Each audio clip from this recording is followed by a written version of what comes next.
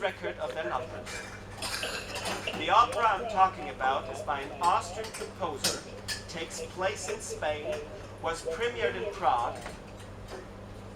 Quite international, don't you think? Yeah. However, is sung in Italian. So the character's name is pronounced Don Giovanni, and the composer is Wolfgang Amadeus Mozart. In this scene, Don Giovanni has just met Zerlina and her fiancé Mazzetto. In an attempt to distract Mazzetto and have him removed from the scene, Giovanni offers to host a wedding celebration for the couple at his castle.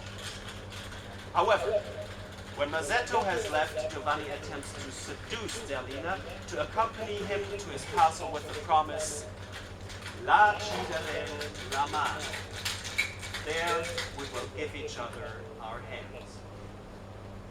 You can hear the seductive power which Mozart has put brilliantly into this duet. Maybe that's why it's become such a popular piece of music. Now, are you ready for your first Italian lesson? Yes? Yes. Good. The only one word in this duet you need to know is vieni. It means come.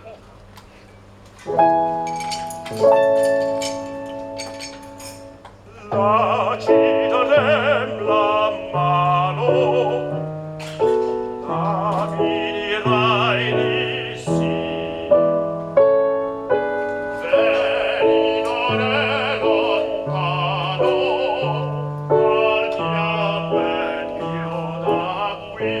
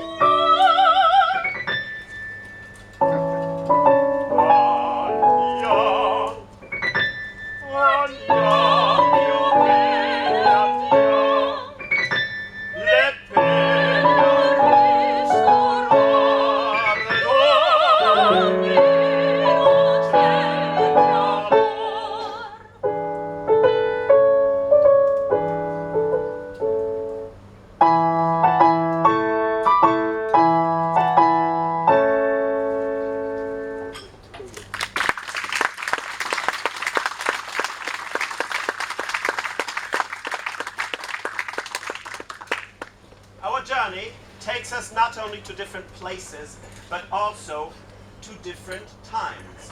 Let's move on to Italy, to a place and time when much of the way we trade today was invented.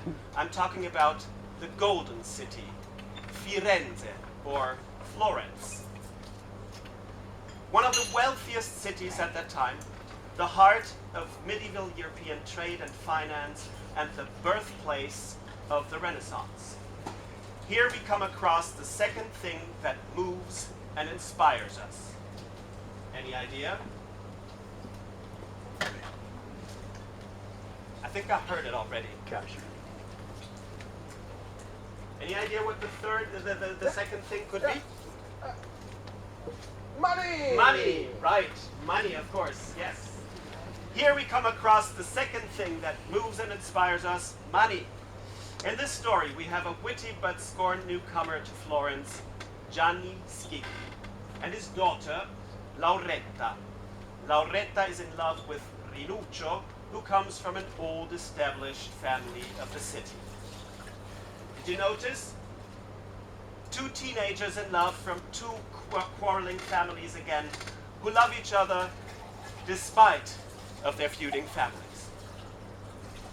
Well, Lauretta knows her humble origins will not allow her to marry Rinuccio unless he would become independently rich. It just so happens that his rich uncle, Guoso Donati, the head of the family, died. However, his will leaves everything to a monastery. Her only hope is that her right father might help the greedy, somewhat dull relatives of Rinuccio to interpret the will in a different way. However, the Donati family sneers at Schicchi, who in turn announces that he will have nothing to do with such people. When it comes to emotional language, no composer communicates more directly with an audience than Giacomo Puccini. See, or rather hear, for yourself how one can sense immediately where he's taking you when Lauretta makes a final plea to her father to help the Donati family, confessing that she would go to the bridge of Ponte Vecchio and throw herself in the river Arno if she couldn't marry Rinuccio. In her aria, O mio babbino caro, O my dear papa.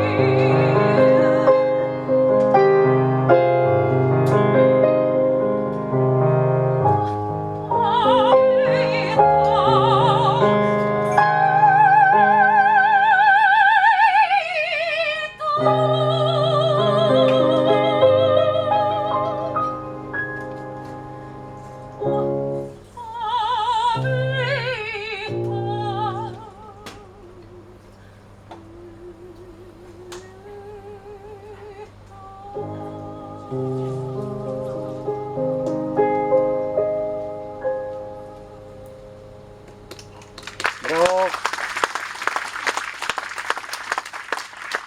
Bravo.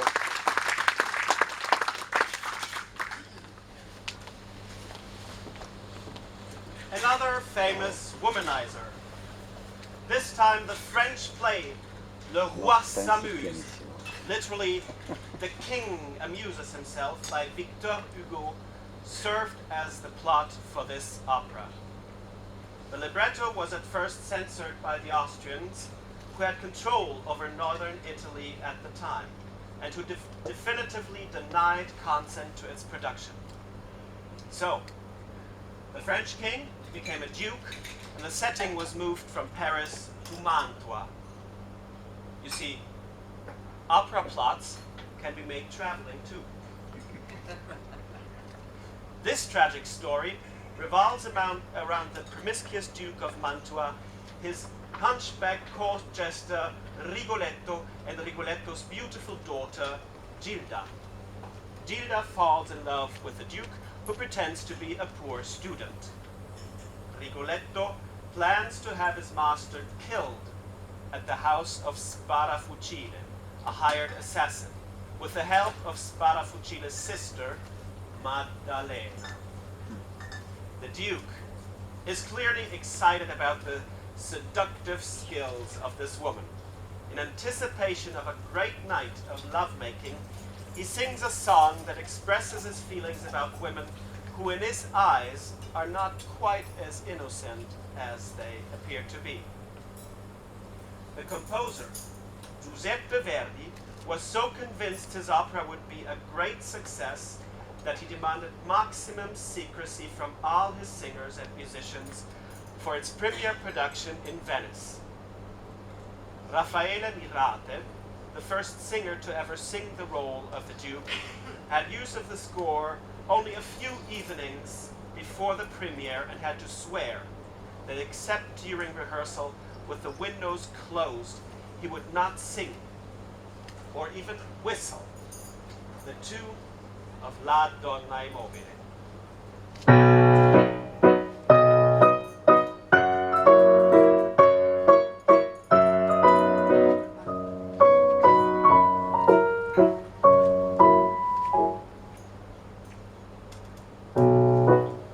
La donna immobile, qual piuma al vento, muta d'accento e di pensiero, sempre un'amabile, leggiadro viso, il pianto e il riso è menzognero.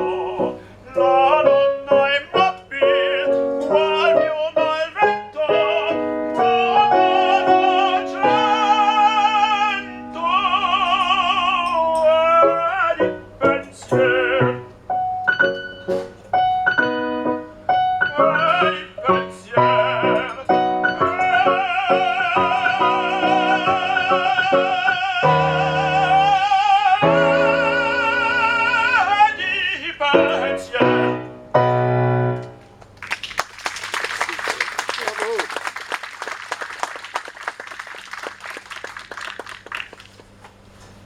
Now, off to Japan. U.S. Naval Officer Pinkerton rents a house on a hill near Nagasaki. He wants to marry a 15-year-old Japanese girl named Butterfly. Since Japanese divorce laws are very lax, he intends to leave her once he finds a proper American wife. The wedding celebration is ended abruptly by her uninvited uncle, who curses her. Disowned by her family, Butterfly is dressed by her servant, Suzuki, for the wedding night. Pinkerton can hardly wait. Even though he's not really interested in a long-term relationship, he feels attracted to her. Butterfly believes to have the marriage to have made the marriage a good match, and wishes only that he would love her a little bit. Vogliatemi bene. Giacomo Puccini's music for this opera, Madama Butterfly, or Madame Butterfly, is clearly Italian. In his music, one can easily sense Butterfly's feelings when she's pleading with Pinkerton to love me, please, and her agony. When she asks him whether it is true that in foreign lands a man will catch a butterfly, drive a pin through its heart, and leave it on a plate to die. Pinkerton admits that it's true, but explains jokingly, do you know why? So that she'll not fly away. He then embraces her and says, I have caught you, you are mine. Relieved by his flirtatious tone and his passion, she replies, yes, for life. Sì, per la vita.